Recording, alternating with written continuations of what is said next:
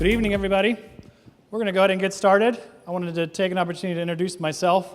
My name is Joe Shulo. I'm the Director of Student Services here at North Allegheny. I want to welcome you and thank you for joining us tonight to listen to Mr. Little's presentation. And I'm now going to introduce Doug Brinkley, who is going to introduce our speaker. Thank you, Dr. Shulo.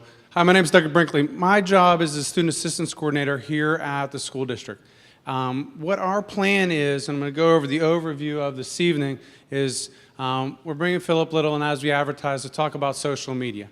To talk about social media, it's one of the biggest areas of concern in our school district. The way students are using it, how they're using it, how addicted they are to it, the times they're using it, and the stress that it creates. A lot of those concerns are, and I work specifically at the 9 and 10 building every day, from the middle school counselors up to the senior high school, we're seeing a lot of it, and we know that you know all that. And our hope is, with a lot of other projects that we do within the school district, is to get as much information as we can to you so you can make the best decisions, how you help your kids, how you follow up. We'll have for this evening, obviously myself introducing, we'll have Mr. Little here speak in just a minute.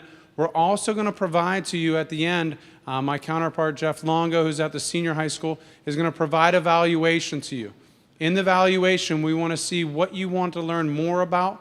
We're also looking at, and we just talked with Dr. Shear, our superintendent here this evening, and Mr. Christopher, about different ways that we can get this message out to parents. We're exploring how to get it to you via video, have it send out maybe in the mornings to you, have lunchtime presentations, different things. So Mr. Longo is including that in the evaluation at the end. We hope that you'll fill that out so we can get as much information as we can moving forward.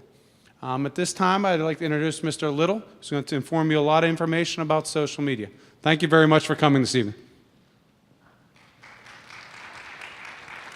Thank you. Thank you. Can everyone hear me okay? I take that as a yes? Okay. All right, great. So first and foremost, I want to thank Mr. Brinkley for extending the invite to invite me once again back in here to North Allegheny. I see some familiar faces in the crowd, but for those of you that have never met me, my name's Phil Little. I'm a specialist with the Pennsylvania Office of the Attorney General. I have the distinct privilege of traveling through about half the Commonwealth here in Pennsylvania, and I've spoken to hundreds upon hundreds of thousands of people through my travels. And what I want to really present to you today is a culmination of issues that our youth faces and problems that I would say you as parents, we need to really understand. I would say this, that a lot of it we have an understanding already, but maybe not the true depth and breadth of everything that's happening. When it comes to, you're going to hear me talk about technology and social media because they go hand in hand. So that's really what Social Media 101 is about. I will mention that what we're really going to focus on tonight is two aspects you're going to hear me talk about. You're going to hear me talk about aspects of cyberbullying as we know it. That's a major issue that we see across all schools in the Commonwealth. But the second aspect that we do not talk enough about is how these tools, these devices, coupled with social media, are now how child predators are contacting our children. They're no longer meeting our children at the mall for the first time or at the playground for the first time. They're viewing our kids' Snapchat stories. They're viewing what they're posting on Instagram. And our children, believe it or not, maybe not being aware of it, are giving them access to do it. That's really what I want to unpack tonight. Because you see, our office runs one of the Commonwealth's most sophisticated child predator units and arrests these people on a daily basis, which really segues into one thing that I never get to do, and I just wanted to take that moment to recognize. North Allegheny lost one of the biggest heroes that our office had just about 2 weeks ago. One of the lead prosecutors in our criminal division named Laura Ditka. I don't know if any of you have heard of her. She was a real-life superhero that, across this Commonwealth, saved children, men, and women. And I don't know if you're aware of her and what she has done, but I can't stress enough that this district lost someone who fought, and everyone knew throughout the Commonwealth as being a fighter and a protector of people here in this great state. I just wanted to say that and just say tonight's more of a memory of her and the great things that she did within our office. I was just privileged enough to know her. But again, getting back to what we're talking about here, social media 101. So let's go ahead and unpack a few things. First off, when we talk about social media, often, I hear parents say to me, how many social media networks out there? I know of a few of them. Really, how many are there? Well, the fact of the matter is, ladies and gentlemen, there are hundreds upon hundreds of networking sites out there. We're only really aware of a few of them, a very small fraction. And the thing is, there's not a lot that separates between them. The vast majority of them are photo and video driven. Now, this is where I want to ask you this question. Why do you think that is? Think about the culture we live in.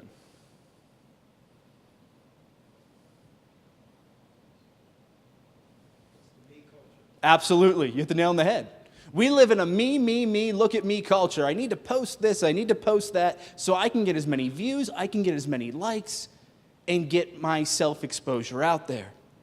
There you'll see little tweaks here and there when it comes to these different applications, but the vast majority of them are simply photo and video driven because that's what's driving our culture right now.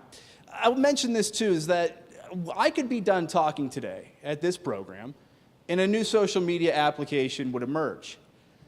It emerges as fastly as they become unpopular. It's very comparative to that restaurant industry. I often compare, because I'm a Ross Township resident, to the example of Chick-fil-A when it opened up on McKnight Road. I remember for about a week seeing the drive-through, about 20 cars in a line at any given moment. And I'm thinking to myself, there's been a Chick-fil-A here the whole time. It was just up the hill in the mall, right? But yet we treated it as if it was a new restaurant. Everyone rushed there because it was the newest thing out, right? And that's my point. And as quickly as it became popular, it then trickled off and died down and got its normal traffic. Social media is the same way. People are going to rush to what's new to say that they were there first, post on there, use it, and they're going to rush off to something else. So it's very comparative to that restaurant industry. I really want to take a minute and talk about the computing power of what we're using on social media, how we're using social media. We're not using it on computers anymore, right? We're using it to access through our phones, through our smartphones. And these things allow us to communicate with everyone across the world. Here's the thing. While we call them phones or smartphones, when we look at the computing power of these things, what we should really call them are supercomputers. Because when you really unpack how powerful these devices are, which I am seeing in children as young as second grade, we are handing someone who's that young a device that has more computing power than NASA had in the 1960s for what it took to put Neil Armstrong on the moon. Think about that. We are putting supercomputers in the hands of youth that have more computing power than what a National Space Exploration Organization had for what it took to get a man on the moon in outer space. It's almost as when you look at it too, and I hear parents and guardians say they want to get their child a tablet or a phone, and they are doing the right thing. They want to make sure that they have one, but maybe they aren't fully aware of the issues and don't really keep up on it. It's almost like when we give our youth something like that, it's like handing them the keys to an exotic sports car where they have no driving skills. We hand them those keys and say, now don't wreck it. And when they do, using that phone, messing up, we wonder why, right? I can't stress enough when I talk to youth is that with great power of these devices comes a massive responsibility, because a tool that has that much power, when misused, can be a tool that causes massive destruction that I have seen in multiple occasions in multiple districts.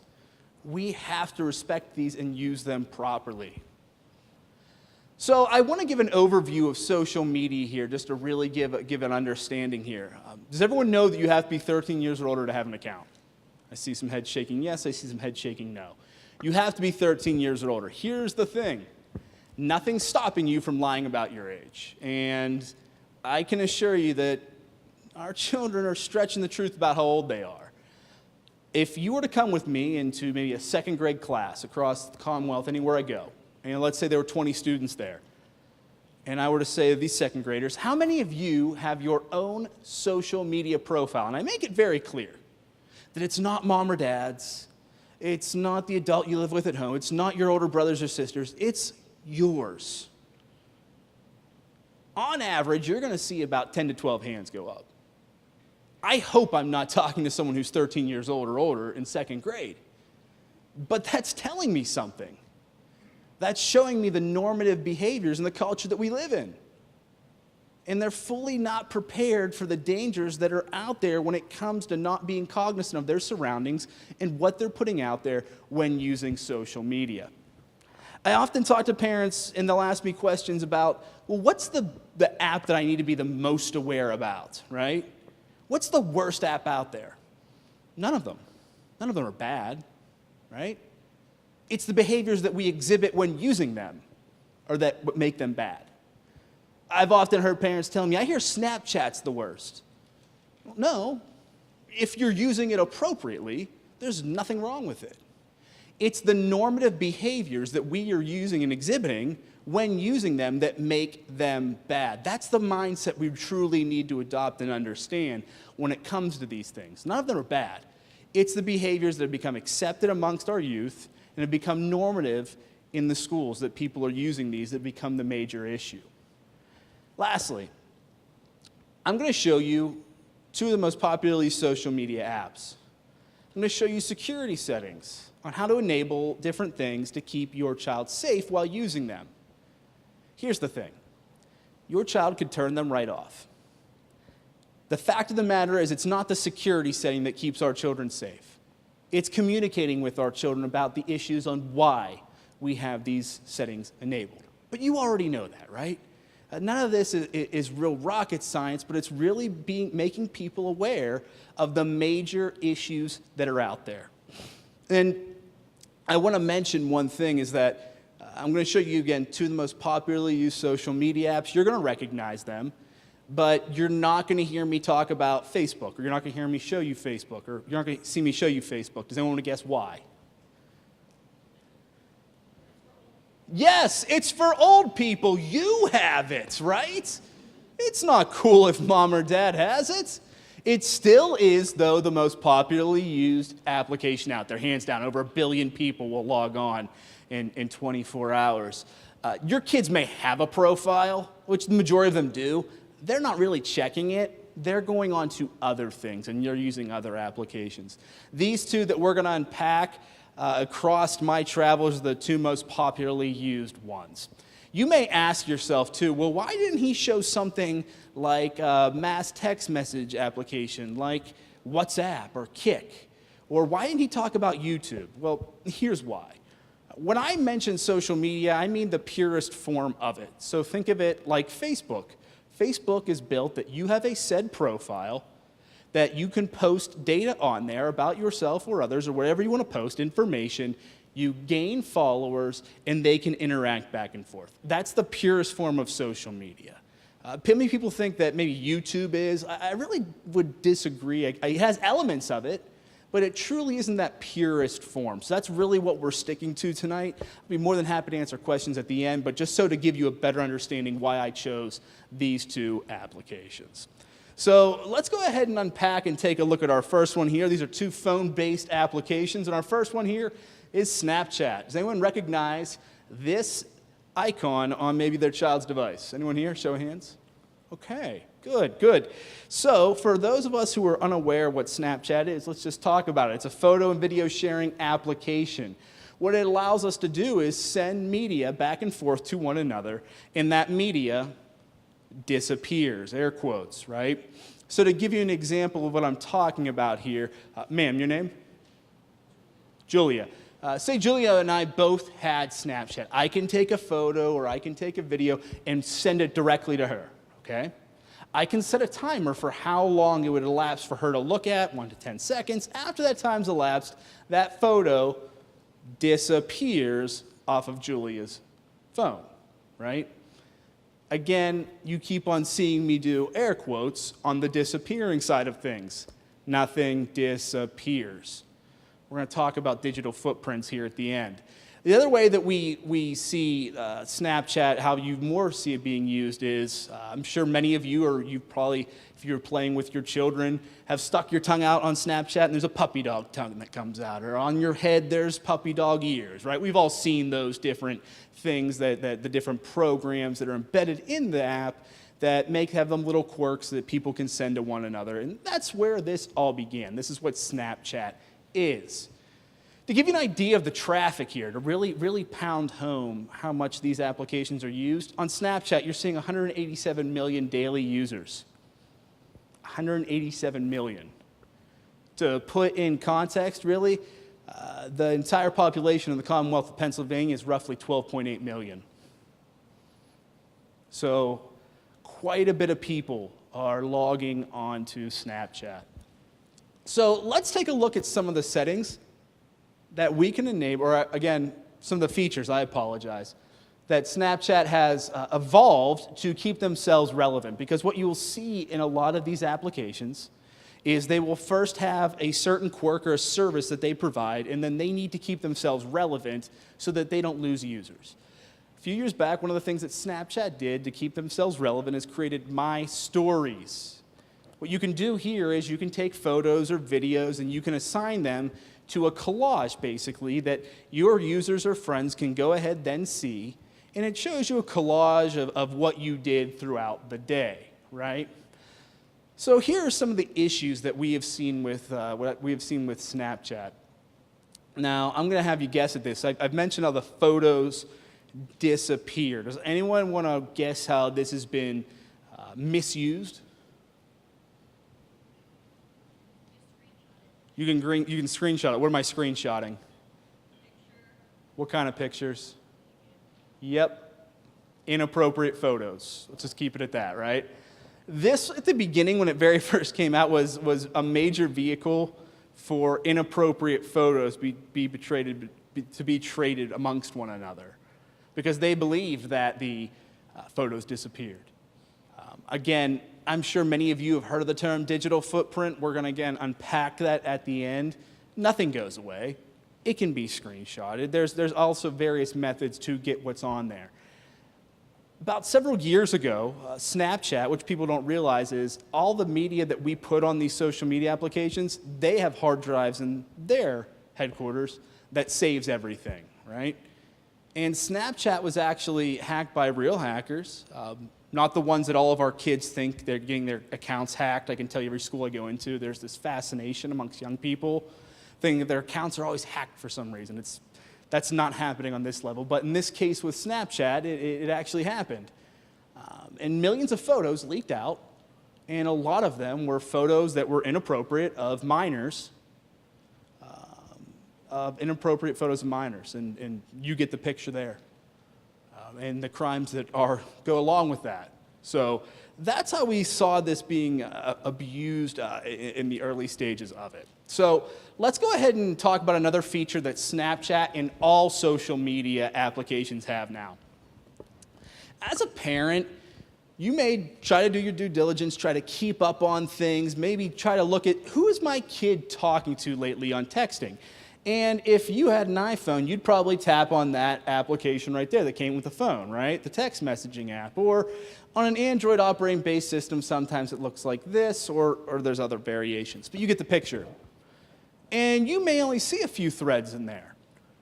Well, the thing is, I'm not saying all children are doing this, but I'm seeing more and more evolving this way, is that no longer are we using the text messaging applications that we all use. They're using what I call the in-house text messaging feature within the application itself, right? So I can relate to Facebook here, and you guys would know what I'm saying, correct? Okay, Facebook Messenger is an in-house text messaging feature, right, where you can talk one-on-one to someone. It's very similar to that, but Snapchat has one. Instagram has one, and you can go in there and see the threads of who was talking to who, right? I'm not saying everyone's doing it, but you're seeing it happen more and more often. I would encourage you to look at your child's text message threads within the application itself and see maybe if they're talking to people and what they're communicating about, just to keep on top of things. So let's talk about a few of the settings that we can enable to keep our children safe. So again, this is the application itself, and I want to focus on this button right here. It's the gear button on the main profile page. This gear is the universal symbol for settings. When we tap on that gear, we're now redirected to this screen over here, and I want to focus on these two aspects: who can contact me and who can view my stories. You see, when we create and register an account on any social media, it has no idea, the application has no idea how restrictive or how open you want that profile to be. So guess what? They treat it as if you want everyone to see everything you've ever put out there. It's up to the user to go in and restrict what content the rest of the world can see. And you're going to hear me say this. The name of the game for all of this, ladies and gentlemen, is restricting what the public can see on what our children put out there. But that goes directly against the culture that exists in amongst young people's minds about why we put things out there. And we're going to unpack that here at the end with those normative behaviors that I mentioned. But again, who can contact me? Can all 187 million people that get on in 24 hours contact your child? I don't really have to connect the dots there to understand that that may be an issue, right? You may not want that. Or can just their friends or friends of friends, now limiting who can reach that hand out, who can start talking to them, who can initiate that conversation. Who can view my stories? Again, can everyone view what our child's putting out there on that collage? Or just their friends or their friends of friends? You get the picture. And you may say to yourself, well, what's the big deal in that? Well, let's use the who can view my stories example. Say I'm a child predator, and I have the ability to view someone's story that goes to school here. Well, every Friday I notice that maybe I see them in the food court of the Ross Park Mall, right? I can see the background. I'm able to identify that because I live in the community too. And I notice this pattern of behavior, right? I'm noticing it every weekend they're there in the evening. What's stopping me from showing up next week? Nothing. Nothing is. But again, this is how it starts. It's not one of these high-tech ideas, how we're able to track people or someone's able to get someone. It's not being cognizant of who can see what we're putting out there, being complacent amongst our surroundings and not truly being aware and being observant. The second aspect here I want to talk about, the second social media, is Instagram. I'm going to guess some people have that here. Anyone here show hands? Oh, we have some pros. I don't even know if I need to go over this, right? Okay. So for those of you that don't have it, it's all right. We're going to go unpack it and really just talk about what it is here. So this is what the icon looks like for Instagram on someone's device. I was once told, and just a side note, Snapchat is more for the middle school students.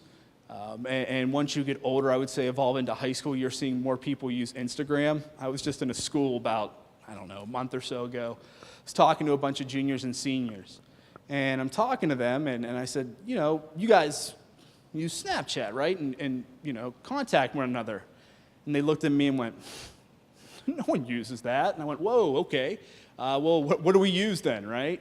And someone looked at me very sophisticated like and said, we use Instagram, right? Like they've graduated on to, you know, they're more mature, right? And I've noticed that I'll ask every once in a while in different schools, and you'll notice that. And that may not be the case here, but you'll notice that maybe what's one thing here in North Allegheny, maybe the exact opposite 2 miles down the road in North Hills School District, right? It's very driven within the district of what the culture is and what our students are using. But again, this is Instagram. What is it? Well, again, it's a photo and video sharing application. I told you this is what drives the social media that we have out there. Instagram uses things that a lot of Facebook has in the applications, the ideas of likes, comments, and hashtags, right? So it has a very Facebook feel to it. The amount of traffic that we're looking at on Instagram is about 500 million people use this service on a daily basis, right? 500 million people. Some of the issues with Instagram and this comes into play with the culture, again, we're going to talk about young people that use Instagram, and I should say all of these different applications, use likes, comments, views to validate their popularity. I often talk about the term that our children are in a social media arms race amongst their peers to have more followers, more likes, and more views on any media they post than any of their classmates. You're going to hear me talk about that again at the end. But they use this, whether they believe it or not, to validate their popularity. I can't tell you how many times I've heard someone say in a school, she only got 13 likes on a photo that was posted 2 weeks ago. And they laugh at it. Why is that funny, right? We, as adults, what's the big deal? But again, that's used to validate someone in their self-worth, and that becomes a real damaging issue there. When it comes to any social media, again, we talked about how many users these different applications have, right? Strangers have the ability to send information to our children, especially photo and video-driven information can be a scary situation. Also, when it comes to Instagram or any other social media, we have to be careful of where we're navigating on there, because some of the information, the things that are being posted on different profiles can be a little bit dicey and maybe not mature for all ages, okay? So let's go ahead and talk about some of the issues on Instagram. Hashtags. Who here is familiar with how hashtags work? Show of hands. Okay, so there's a few people here. Well, what hashtags are, for those of us that aren't familiar, and no, that is not a pound sign on a phone, which you may think, right? If I were to bring your child in and ask them what that is, they'd tell me a hashtag. You'd probably tell me a pound sign. I think it's interesting because you see the same thing, but interpret it two different ways. There's that generational gap in how we view things. But what a hashtag is it creates group conversation online. So what you see behind me here is that hashtag in the words, "Let's go Bucks," with no spaces. And what that does is it creates a link. Now, does anyone want to guess where I pulled that "Let's go Bucks" from? Pirates baseball. Not that I would encourage any of you to watch it. Sometimes it's hard, but they'll tell you to use that exact hashtag if you're at the game, maybe if you're watching on TV, and if you put a tweet out or if you put something on Instagram and you use that, they may pull your media and put it on the big screen at the game. Or when they come back from break, put what you put on as a message and post it and talk about it before the next inning, right? And it's used to create that group conversation. So if you were to click on that link that would be "Let's go Bucks," it would take you to a page where everyone used the exact same wording with that hashtag, and again, you would see the conversation of Pirates baseball then, right? That's how it's appropriately used. How it's inappropriately used, we have seen as instances of group shaming, where someone will create a hashtag with the intent to embarrass someone. People will then make posts with that hashtag. And here's the thing. You, as a student in the school, are aware of it. You may not make a post, but you know that if you know what the hashtag is and you type it in, you can get to the page where everyone's used the exact same wording. And while you may not have posted anything, all the information's right there for you to see every single post that's been made to group shame that person. There's been examples of that have happened. That's a very mild version, what I put up there, but you get the picture on how quickly this can become an issue, or how a tool that we use appropriately can be used inappropriately and be damaging. Another issue that all social media has, and I just used Instagram as an example, is tagging. Who's here familiar with the process of tagging? Show of hands. Okay. Tagging, for those of you that don't know, is a process where, ma'am, your name again? Julia. Sorry, you're just going to be my example for all of this. So what tagging is a process where, say Julia and I both had Instagram. I take a photo of us, and I have the ability to identify her in a photo, and without her physically putting the photo on her profile, it will then appear there, right? So what's the big deal? Well, the big deal is I've seen it being used inappropriately, where people will tag a picture of a pig with the intent to embarrass someone and tag someone on there. I've seen someone Photoshop someone's head on someone's body or vice versa with the intent to embarrass them and then tag them in it. right? So you get the idea here of how we see something that's very nice and convenient, right? A nice feature on this application being used the wrong way. So let's unpack some of the different things that we can do to keep our children safe when using Instagram. And again, this is a blank profile, but for a real one, you would see different squares here that would represent different pieces of media, photos or videos, that were posted on that profile at one point that you could go back to look at. But for story's sake here, under our profile button here, up in the corner is our settings. Again, that's the gear. These options then appear. The first thing I want to talk about is making your accounts private. With one swipe of the finger, you can eliminate all 500 million people looking at your children's information on what they post. One swipe of the finger. That's all it takes. But if we don't do that, again, the profile is wide open for everyone to see everything that's being posted out there. Scrolling down on the options here, we have a few other things I want to talk about, or one other thing I should say is the photos of you category. This deals with the tagging. Again, the default setting is add automatically. So if someone wanted to tag a picture of a pig on me, tag me in a picture of a pig, right, the intent to embarrass me, if I had it add automatic, which is the default setting, that photo would go up, I'd be made fun of, and I'd be shamed. But if we went in and put it to add manually, it doesn't go public yet. You would be notified that someone tried to tag you in a photo. Do you allow this photo to appear on your profile? You could click no, and now that whole situation has been dealt with as a result of going through our settings and keeping ourselves safe. I can tell you again throughout my travels of talking to middle school and high school students and elementary school students, about, I'm just guessing this off the top of my head, about 80 to 75% to 80 students, they have enabled their security settings. I don't know which ones, but when I ask them, how many of you have gone in, made your profiles private, done these things, you're seeing about 75 to 80% when I talk to them doing this.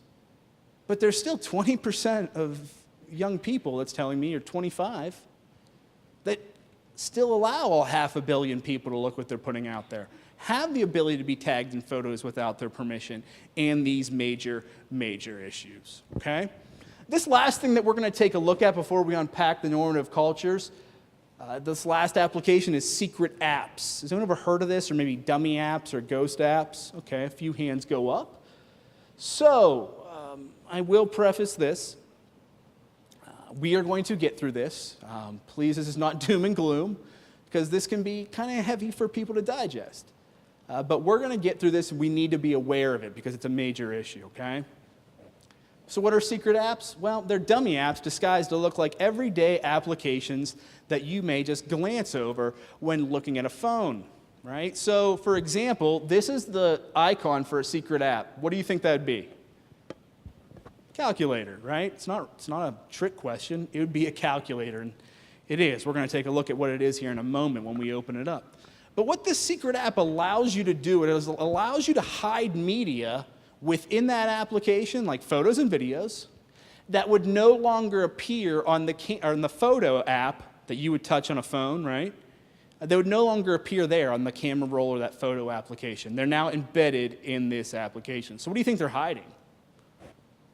Inappropriate photos. Inappropriate photos.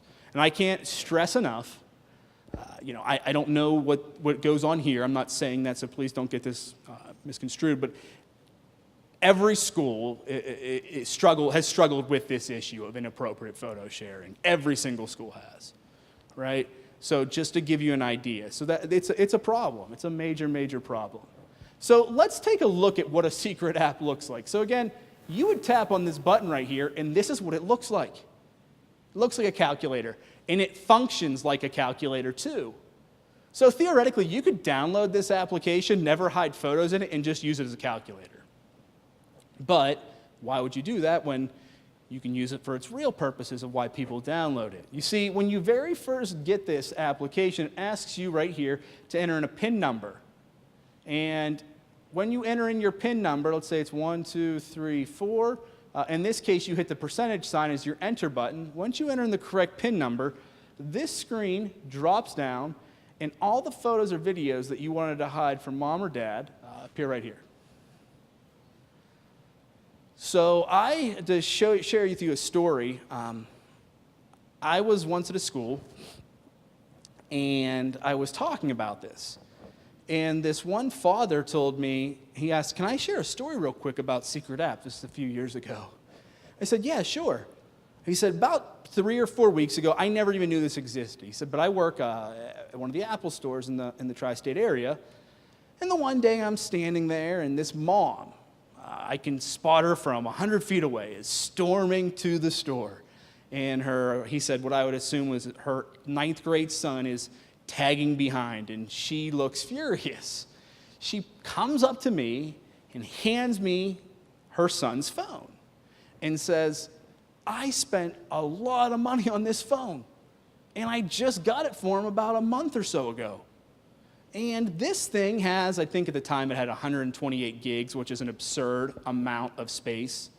You could probably fit the whole Godfather trilogy on that phone, right? Just to give you an idea of how much space is on this phone, okay? The whole thing, it says that he can't add another photo, he can't add another video, he can't download another app. I don't get it. I spent a lot of money on this so we wouldn't have these issues. A month and a half later, now here I am. What's going on? So he asks the child, the 9th grader, saying, well, what's going on, buddy? You know, your phone's all out of space. It's an awful lot of space. And he says, I don't know. I'm just a normal kid. And he says, well, look, we can go in the settings and take a look at which app on this phone or what apps are taking up the most space. So he does that. And at the top, he told me, or one of them at the top, like one of the top applications that was taking up a lot of space, was this thing, this calculator. And he's looking at it again. He doesn't know what it is. All he knows is this calculator is taking up 3 gigs of space. That's a crazy amount, right? That's a lot of space for a calculator to take up. So he looks at the child and says, buddy, this calculator app, it's taking up a lot. You should probably delete that. Why is that taking up so much space? And you as parents know if maybe your kid is caught in a lie or stretching the truth, you can read them like a book. And immediately he said, I don't know why that is. I don't know. And the mom immediately knew something was up. And basically she verbally twists his ear in the store for him to give up his passcode to admit what it is. And his phone was clogged with several gigs of inappropriate photos and videos he's been storing that have been trading throughout amongst his friends, right? That's why he was out of space. So look, I'm not telling you everyone's doing it. Please don't get that misconstrued. But people are using it. The easiest thing I can tell you is this. If Junior has 2 calculator apps on his phone or her phone, you might want to have a conversation, okay? You might want to do that, right? It's important that we understand that. So this is what I really wanted to get to. You kept on hearing me say the normative issues, the normative behaviors that our children exhibit that really put them in danger. Here they are. Number 1, digital footprints. How many of you have heard of this term or understand what this term means? Okay, a few hands go up. Without getting super technical, the easiest way to explain what a digital footprint is once you go somewhere, a website, you post something. It's saved on hard drives that we have no access to. So what I'm saying is, you could delete your browser history, right? There's information that still says where someone's gone using that device. You could deactivate your account on Instagram, and you'd think all the photos or videos would be gone with that account. It's still saved somewhere. I can't stress enough. Our kids, and I get it, I mentioned this the first thing I do when I talk to them. They're your own personal IT person at home, and you know it because you've had the conversation where you've gotten flustered with your new device, and you go, I don't even know. Hey, my 10-year-old son or daughter, come here, fix this for me. And you hand it over to the youngest person in your house. You're shaking your heads, yes, this has happened, huh? And they fix the issue, right? They're your own personal IT person. And we get that because they've grown up with technology. The thing is, while they know how to navigate a device better than us, they truly don't understand the depth of how data is stored, what's done with it, and how it can be retrieved. They believe that they could just, if they delete it off a phone, it's gone. It simply does not work like that. Digital footprints are very real. Our office uses them to track criminals on a daily basis here in the Commonwealth. So please, talk to your children about digital footprints, the seriousness of them, and they have to be comfortable with, once we post something out there, it can be retrieved one way, shape, or form. Moving on here, passwords. How many of you know your children's passwords for their accounts? You see your hands here, okay. I plead with you, know your children's passwords. Keep up to date on them, because here's why. Say, heaven forbid, your child were to go missing, and maybe we as law enforcement, our law enforcement agency would come to you as the adult of that child, the caregiver of that child, and say, hey, do you have the passwords for their accounts? We want to see maybe who they're last privately talking to start getting a lead on where to know to look. Well, if someone were to say no, they don't have them, due to crime shows that we all see on TV, the popular misconception is, because of those shows, that if someone doesn't have the passwords, that we'll just go back to the station or back to our office and get that person who has quirky glasses like me, who sits in the corner, who's kind of a little strange, but will come into your house and hack into your device, right? Because that's what they do in TV. That's not the real world whatsoever. Does not happen like that. But yet we believe that. In the real world, you have to go through the correct legal process. And that's a very slow process. Sometimes when you're talking about trying to obtain these passwords, some of these applications, they're outside of the country. For example, you may have heard of the application called KIK, K-I-K. That's Canadian. Now you're talking about two different legal systems. But let's say that you got lucky and you were able to get the passwords back. Typically, if you were to get very, very lucky, I'm meaning very, very lucky, you'd get them back in 48 hours. That very, very rarely happens. I can't emphasize that enough. But here's the thing. In 48 hours, even if we were to get them back that quickly, in 48 hours, you could be on the other side of the world. In 48 hours, on a missing persons case, the chances of getting back someone alive after that time's elapsed cuts in half. That's why I plead with you. Know your kids' passwords. Keep up to date on them. When it comes to also device control, I can't stress this enough. Do not let your child's device charge in their bedroom. It charges in your bedroom, or it charges in a commons area. Here's why. I can't tell you how many times a principal has called me or an administrator of a school and said, hey, we've had some issues and some parents brought in a printout of some conversations between two students. That's why I wanted you to come in and really talk about using social media appropriately. And when I'll talk to them, maybe sometimes they'll show me or they'll talk to me about it. You know, here, look how thick it is, and it'll be this thick, right, printed on front and back. And you look at the time they were communicating, 3 in the morning, 2 in the morning, right? They're up in a dark room with a bright screen texting while we think they're sleeping, right? So now they're not even ready for a full day's worth of work when they come here because they've been up, because they've been on their phone, and now they're arguing with one another. Eliminate that. Let that phone or that device charge in your room or charge in a commons area, okay? So here are the 3 normative behaviors that are big issues when it comes to keeping our children safe in regards to child predators. You know, your kids know not to tell anyone outright what their name is, where they live, how old they are, where they go to school. But they do it in an indirect way. And this is how they do it. They do it with the friends or followers they give access to and accept those requests. Because again, our children are in that social media arms race amongst their peers to have more friends or followers than anyone else. And to have more friends or followers, they'll accept follower and friend requests from people they don't know, right? And because they do that is because, again, we talked about it. The more followers you have is a social status, right? Child predators know this. They know that our children are in a social media arms race. And they will accept friend requests from people they do not know. So this is the issue. This is William Ainsworth. This is a child predator that our office arrested several years ago. I often show this photo to students. I don't tell them the whole story, but my point is this, I tell people.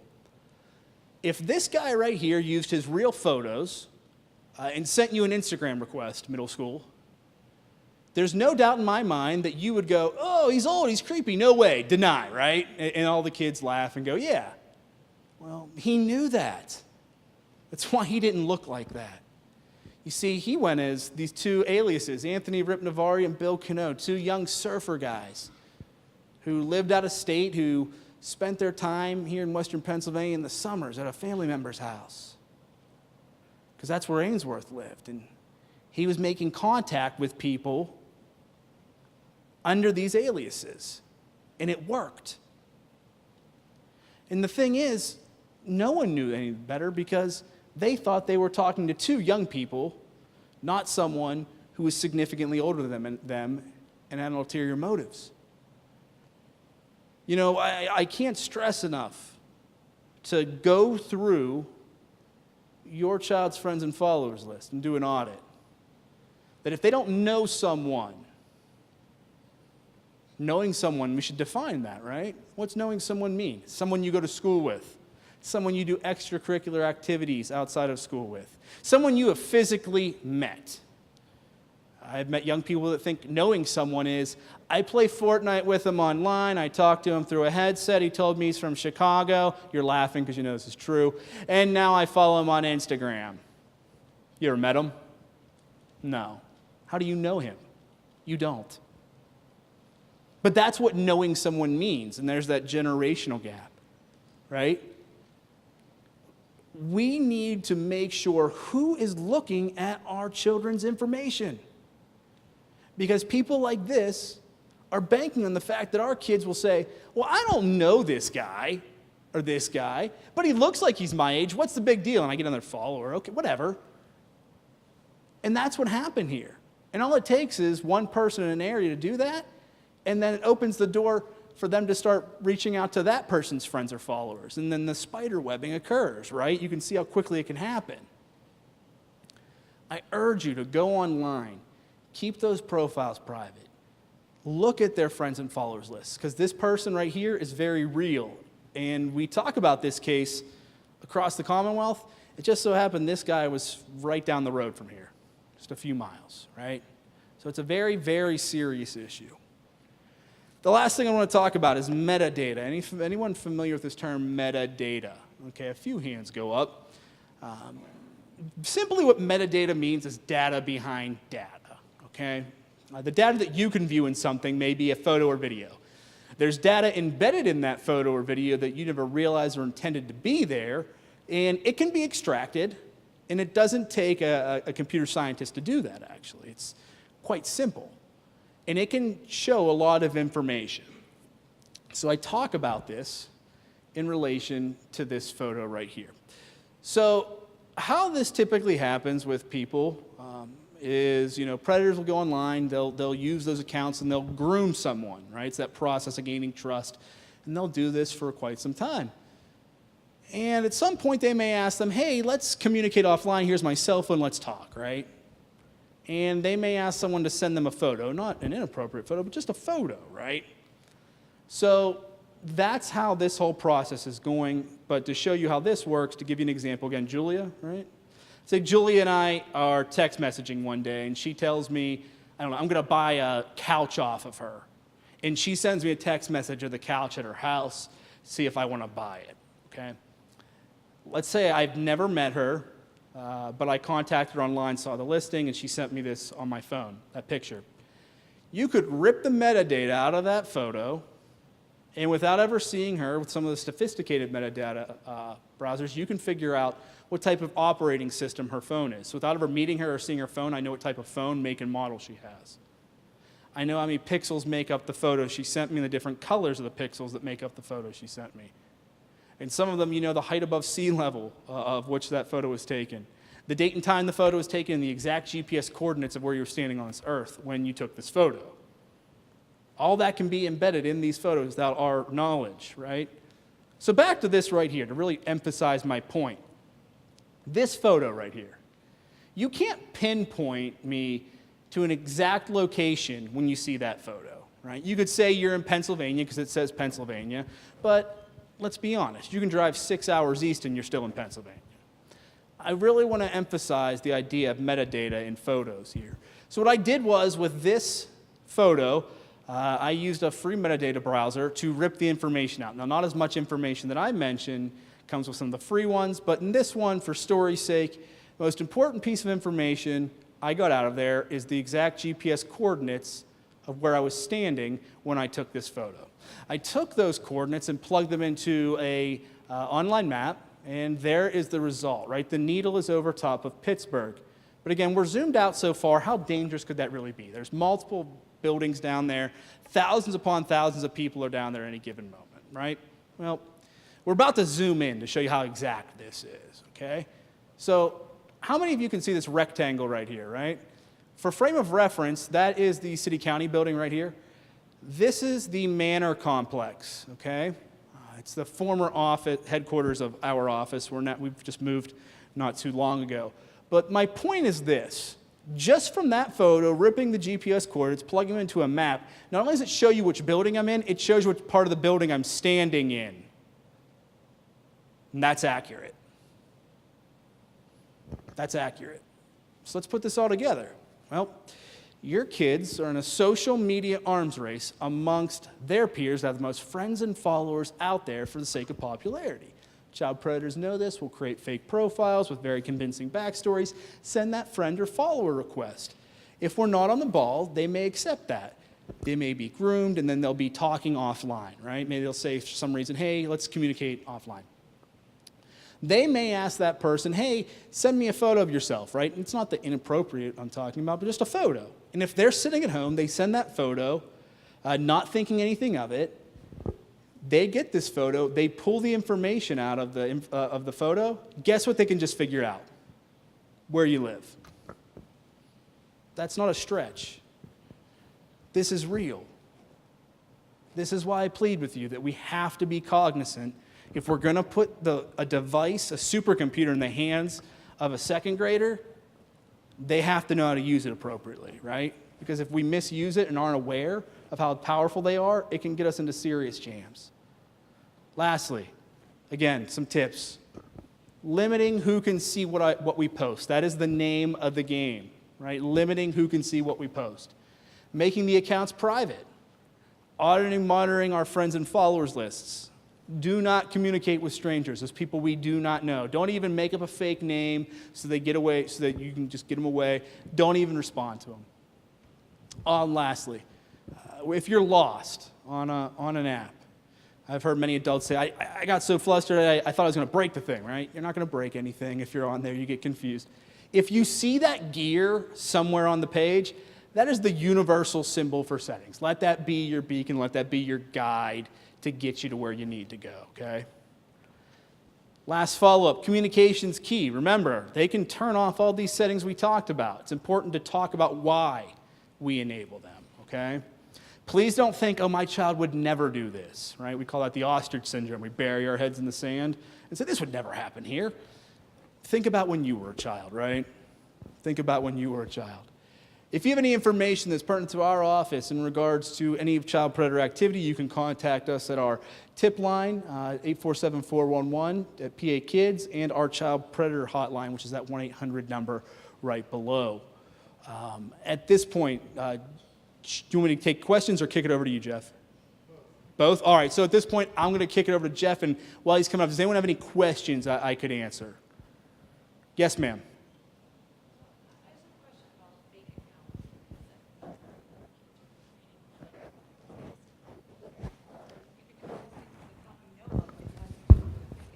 So the question was, I've heard about kids creating fake accounts, right? And That is a thing that people do.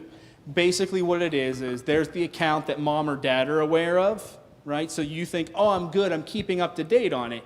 And they have a secondary account where maybe they're communicating with people, that you aren't aware. Or they're doing things on there that you aren't aware because you think everything's going on that account. That is what they're mentioning when you hear the term fake account. How can you handle that? There's nothing stopping anyone from creating multiple accounts. There really isn't. But it's really coming down to having those conversations on why we don't do this. There's no, and parents always ask me this, there's no defensive security out there that exists that will keep you 100% safe, right? There are different parenting softwares and things of that nature that'll help, but this is a cat and mouse game, right? One may be totally secure or claim to be. Week later, there's loopholes around it, right? So it really comes down to the communication with our children about not creating those fake accounts and the dangers that arise from it. So, Other questions, if you don't mind. Sorry, you on the Snapchat for the texting. yeah. Does the text go away also, though? Correct. No, so when I mentioned the photos disappear, that's when you send something one-to-one, right? If you had, I could send a photo to you. Those all are still in there as just like how you'd think traditional text message threads on your phone in the text messaging app. Those threads can be deleted though, but you don't often see as many times them being deleted because children aren't aware that you know of it. Right? So it doesn't delete like it does the messages of Snapchat. Other questions? How often will you be doing this? Like, will this be updated every year? Because certainly things will change over time. Yeah, no, that's a great question. So how long will I be doing this? It's constantly evolving, right? I will say this though. The bones and the most important part hasn't changed for years, and it's the normative behaviors. The applications that our kids use, right? Snapchat may be phased out and whatever new comes in may be put in there, right? To make people aware of it. But what it really comes down to, again, at the beginning, I can't stress enough, none of these are bad. It's the behaviors that we consider normative and use these as a vehicle to send information or get ourselves in jams that become the issues. Those have always been the same since I've been in the office and even before that, the major issues that you see. But it is a constant process of changing. Wait 1 second. This is actually more a question probably for those here for the school district. I'd like to know, I mean, there's very few parents in here, and this is a very large district. So there are a lot of people that aren't hearing this. What are you doing in our schools and starting early in elementary school and talking to them to supplement what we need to do at home? So I'll answer the parts that I can. I certainly can't speak on behalf of the school. I don't work here. I can tell you this, though, that this school has partnered with myself in our office countless times. I've stood in this exact auditorium, talked to middle school students. I think this, if I do it again, this will probably be my 4th straight year coming here, talking about issues like this, but in different terms. So that is happening. I've also partnered with this school district, the Northland Public Library, and the North Hills School District, hosting events like this, or conducting events like this over at CCAC, right? But this is what I can say about schools in general. There's a lot of people here, believe it or not, right? You are a very big district, I get that. I live a couple miles down the road. I have traveled to schools that are equally as big as yours, walked in an auditorium, and there's 4 people here, and 2 of them are administrators, right? This is across the board. You know, your administrators and your staff can work tirelessly to send blast emails, to send emails, all calls, all that stuff. It's not going to mean a thing. How things work is word of mouth, right? That's your best advertising. So this is what I've challenged to you guys, being audience members. Tell 2 people what happened here tonight. Tell 2 people what happened here tonight. Make sure they get here the next time. So I'm more than happy to come back and have these conversations, right? That's the issue. You know, it's nothing for us at any school to pack a football stadium for a football game, right? Which is great. But when it comes to keeping our kids safe, there's a lot of empty seats here, and that's to no one's fault.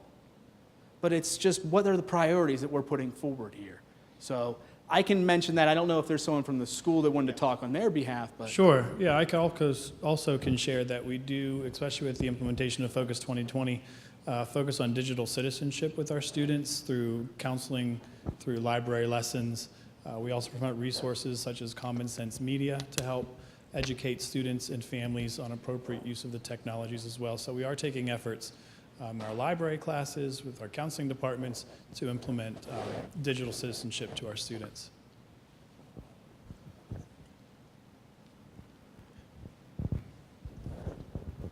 North Allegheny provides an iPad to our children for schoolwork, and which is a great thing. One thing I noticed this year is that we get an email every week called Securely. I think it's a new app that they installed on the iPads that kind of monitors what the kids do, and I think it's a great way of seeing what they're doing on the device. Would you recommend that on our personal devices for our children? And would that be a way of monitoring what they're doing? Sure. So let me say this with full disclosure. Because of my position, I can't endorse one app over another. I just can't do that. I will say this, though. There are different monitoring softwares out there that you can purchase that would help you in this battle, right? Because we're behind it, let's be honest. And it helps you with that situation. I would tell you, like any good consumer, though, do your research and find out which one would work best for you. But please don't think that if you were to buy one of those, that that's the say-all, be-all, that you don't need to keep up on what else is happening and that it's going to take care of everything.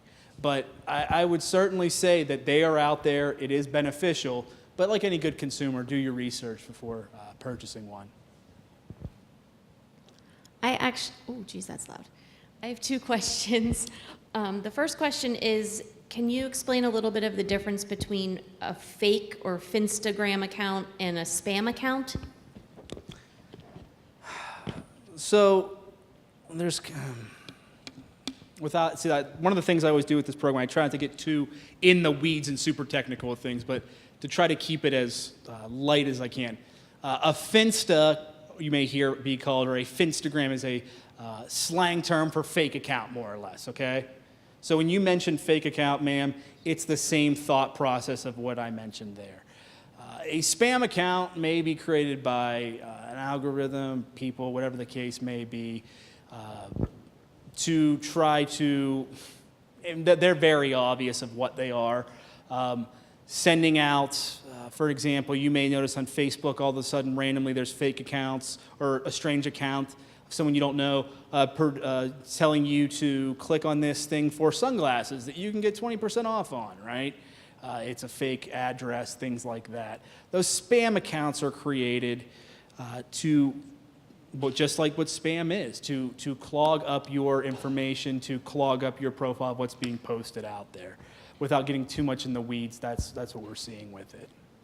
When I referred to the spam accounts, I was actually referring to kids are actually posting on their real accounts, visit my spam account at blah, blah, blah, whatever they call it. If that's what you're referring to, I'm not aware. If you want to comment on that, please do. I don't know what that means. I wasn't sure if it was related to the fake account. I don't know. Can you explain it again? Because that's interesting. I just don't know. On Instagram, for instance, kids will have on their Instagram feed, visit me at my spam account, and they would have another username for their spam account. And I wasn't sure if that was them telling people who are following them, aside from parents, that this is where my fake account is, or if that's different.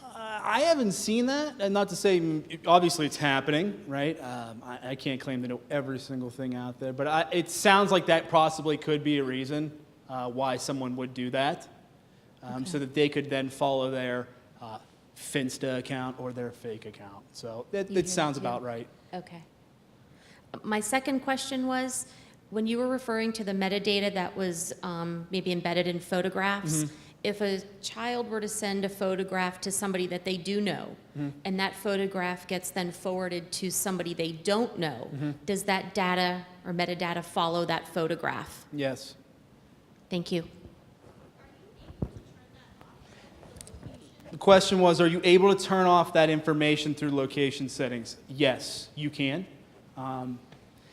You can turn off as your location settings on your phone, right? I will mention this, though. It's a double-edged sword. If you lose your phone, you're not going to find it, right? Because it's the same process of how it uses that to find those phones, things of that nature. But yes, you can turn it off. And please don't think that you can just pull a photo from Instagram and get the information out of there. It has to be device to device. Anything posted on there can't just be ripped out of a photo or a video. So, We have time. More questions? did you say 10 or time? Oh. Sorry, not a question, no but worries. just a comment or feedback for the parents. On Instagram, I found that the search feature pulls up all kinds of photos you probably wouldn't want your child to see. And I was shocked. And my daughter has an Instagram account on my phone, only uses it literally sitting next to me and barely uses it because I have everything I believe as locked down as I can. Sure. But when I pressed on the search, I was like shocked. Yeah. So I don't know if parents realize that. I just wanted to share that. Right, and that was one of the points that I mentioned, that the information that's posted out there, if we're not careful of what we're navigating, it's a little dicey, and it's not appropriate for all ages. And, your testament right there, it hits exactly what I was alluding to, is that you have to be careful. If our children are using this, it's not hard to get and see information and photos and videos that maybe not be appropriate for them to see. Other questions? Yes. Are there additional resources for our children? It's one thing for us to be communicating this at home. It's another thing for them to be hearing it in the school system as well to help support that. But I think everybody in here probably always gets that, yeah, okay, and the roll of the eyes and that, mom's crazy look. So what additional resources are there for our kids to be able to, hear the same thing again? There are a number of different websites. NetSmarts is one of them. That's one of the leading ones. There's multiple ones that are out there. I would encourage looking them up to keep this battle going on. You could also just Google, if you never understood how to navigate a new social media app. There's a lot of great PDFs, step-by-steps. You type in a parent's guide to whatever it be. Parent's guide to Snapchat, parent's guide to Instagram. It would give you a breakdown and a crash course of how to use it, what it's used for, things like that. I'd also recommend, if you're getting stuck on things, I'm a visual learner. YouTube's a great resource to go on and type and see how you do the step-by-step things to really help you in that situation. So there's multiple things out there. It's just looking online and seeing what may work best for you as a family. The student assistance page on our website has some resources there now, and I can certainly add some of the more popular and kind of parent-friendly and useful ones. So you can look there as well. Just give me a day or two. If there are no more questions that you have, I know our speaker will probably stick around a few minutes afterwards. Sure. If you want to come up and if there's something you want to ask in that way. Otherwise, just a reminder that if you could please fill out the evaluation form. Hopefully you're handed a handout. There's a electronic evaluation form that if you could complete momentarily or sometime in the near future here before you lose sight of what happened here tonight. We really appreciate your feedback, and there is also some questioning on not only what topics that you would find helpful, but also in different means of getting information out. So in terms of using some sort of web or video or webinar or whatnot, we do know and recognize that it is difficult to come out on any particular evening. And so there are other vehicles that we can use. Any ideas that you have, or even like what times of day that you would be available to view such things, please give us your feedback, because it's much appreciated. Otherwise, on behalf of everyone here, I appreciate everyone coming out here tonight. And if you have any further questions for our speaker or for any one of us here in the school district, please come see us and drive carefully. Thank you.